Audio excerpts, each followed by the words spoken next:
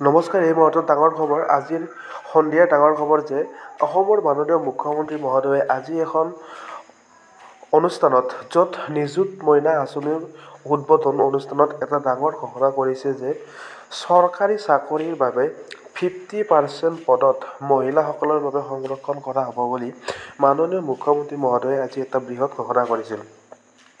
তেওঁ কৈছিল যে অসমৰ যিবিলাক মহিলা আছে সেই মহিলাসকলৰ বাবে কি কৰিব 50% পদ ৰেহাই কৰিব আৰু লগতে আজি এক নিযুত মইনা আঁচনিৰ এক শুভ আৰম্ভ কৰে আৰু সেই অনুষ্ঠানতে মাননীয় মুখ্যমন্ত্ৰী মহোদয়ে ঘোষণা কৰে যে যিবিলাক আমাৰ মহিলা আছে সেই মহিলাসকলৰ বাবে 50% পদ তেওঁ কি কৰিব সংৰক্ষণ কৰিব। এই মুহূৰ্তত ডাঙৰ ঘোষণা যে বিকাশ অসম য'ত বীৰ লাচিত সেনাৰ পৰা বহিষ্কাৰ কৰক বুলি ঘোষণা কৰিছে শৃংখল চলিহাৰ। ঘোষণা মুখ্য সাংগঠনিক সচিব শৃংখল চলিহাৰ এটা ডাঙৰ ঘোষণা কৰিছে যে বিকাশ অসমক বীৰ লাচিত সেনাৰ প্ৰাথমিক সদস্যৰ পৰা বহিষ্কাৰ কৰিব লাগে বুলি তেওঁ এটা ঘোষণা কৰিছে।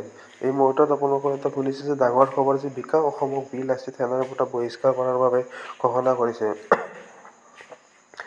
আপোনালোকে চাই আছে যে বিকাশ অসমক বীৰ লাচিত সেনাৰ পৰা বহিষ্কাৰ কৰাৰ বাবে ঘোষণা কৰিছে এক সাংগঠনিক নেতা অসমৰ শৃংখল চলিহাৰ যি ঘোষণা কৰিছে তেওঁ মুখ্য সাংগঠনিক সচিব আছিল তেওঁ আৰু সেই মুখ্য সাংগঠনিক সচিবৰ এটা ডাঙৰ ঘোষণা কৰা যে বিকাশ অসমক বীৰ লাচিত সেনাৰ পৰা বহিষ্কাৰ কৰাৰ ঘোষণা কৰিছে।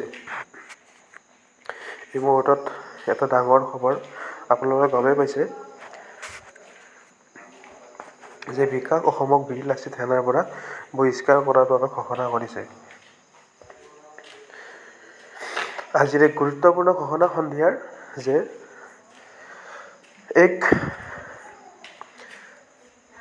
ডাঙৰ খবৰ মুখ্য সাংগঠনিক সচিব শৃংখল চলিহাৰ যে এই যি আমাৰ বীৰ লাচিত সেনা আছে সেই বীৰ লাচিত সেনাৰ পৰা বিকাশ অসমক বহিষ্কাৰ কৰাৰ ঘোষণা কৰিছে বীৰ লাচিত সেনাৰ মুখ্য সচিব।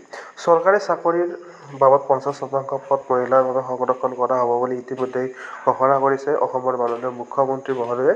আপোনালোকে গমেই পাইছে এক ডাঙৰ খবৰ যে যিসকল চৰকাৰী চাকৰিৰ ক্ষেত্ৰত এতিয়াৰ পৰা মহিলাসকলক 50% পদ সংৰক্ষণ কৰা হ'ব বুলি তেওঁ আজি ডাঙৰ ঘোষণা কৰিছে। এখন নিযুত মইনা আঁচনিৰ উদ্বোধন অনুষ্ঠানৰ মাজৰ সভাত তেওঁ এক বৃহৎ মন্তব্য কৰিছে যে চৰকাৰী চাকৰিৰ বাবে 50% পদ মহিলাসকলৰ বাবে তেওঁ সংৰক্ষণ কৰা হ'ব বুলি এটা ডাঙৰ ঘোষণা কৰিছে অসমৰ মাননীয় মুখ্যমন্ত্ৰী মহোদয়ে। এক ডাঙৰ খবৰ যে চৰকাৰী চাকৰিৰ 50% পদ মহিলাসকলৰ বাবে সংৰক্ষণ কৰা হ'ব। এই ঘোষণা মাননীয় মুখ্যমন্ত্ৰী মহোদয়ে আজি এখন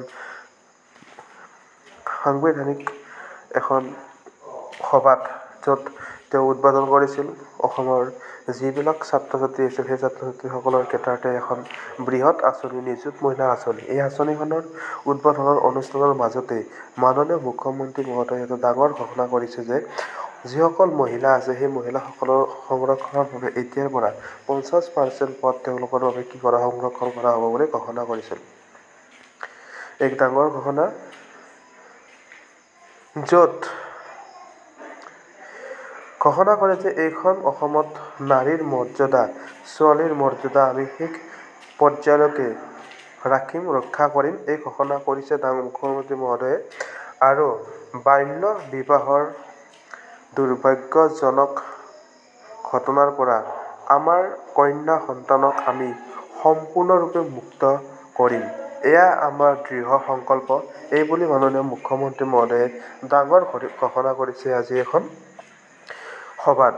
গতিকে এটা খুব ভাল খবৰ অসমৰ যিসকল ছাত্ৰ ছাত্ৰী আছে আৰু লগতে যিসকল মহিলাসকল আছে তেওঁলোকৰ বাবে এটা ডাঙৰ খবৰ যে এতিয়াৰ পৰা চৰকাৰী চাকৰিৰ ক্ষেত্ৰত তেখেতসকলৰ 50% পদত তেওঁলোকক কি কৰিব সংৰক্ষণ কৰা হ'ব বুলি ঘোষণা কৰিছে অসমৰ মাননীয় মুখ্যমন্ত্ৰী মহোদয়ে। আজিৰ এই এটা গুৰুত্বপূৰ্ণ খবৰ আৰু যেন এতিয়াও জুবিন সমাধি ক্ষেত্ৰত অনুৰাগীৰ ভিৰ য'ত এতিয়া প্ৰতিটো প্ৰান্তৰ পৰা ওলাই গৈছে অসমৰ লাখ লাখ অনুৰাগী য'ত যেন এতিয়াও তেওঁলোকৰ হৃদয়ত যেন এতিয়াও জুবিন আছে আৰু এই ক্ষেত্ৰত তেওঁলোকে কি কৰিছে সমাধি ক্ষেত্ৰত অগণন লোকে ভিৰ কৰিছে ৰাতি বহু পৰলৈকে যেন অসমৰ প্ৰতিটো প্ৰান্তৰ পৰা এতিয়া যেন লানি মেথেঙা সোঁত বৈছে সোণাপুৰস্থিত সমাধি ক্ষেত্ৰলৈ জুবিন গাৰ্গৰ শ্ৰদ্ধাঞ্জলি জ্ঞাপন কৰিবলৈ। এই মুহূৰ্তত আটাইতকৈ ডাঙৰ খবৰ যে জুবিন গাৰ্গৰ সমাধি ক্ষেত্ৰত এতিয়া লাখ লাখ অগণন মানুহে ভিৰ কৰিছে য'ত এতিয়াও যেন তেওঁলোকৰ হৃদয়ত জুবিন গাৰ্গৰ অনুভূতি আছে। গতিকে এইটো ডাঙৰ খবৰ। ধন্যবাদ।